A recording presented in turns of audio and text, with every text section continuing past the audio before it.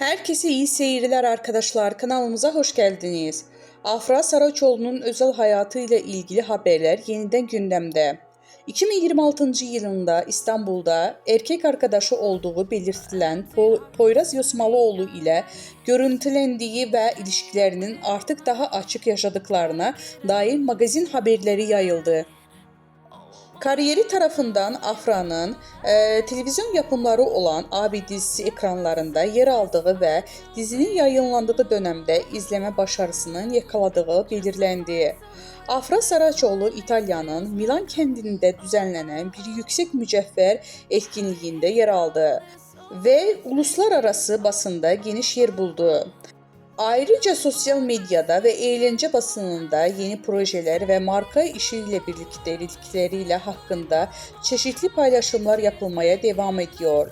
Özellikle lüks marka etkinliklerinde ve yeni dizi projelerinde adından söz ettirmeye devam ediyor.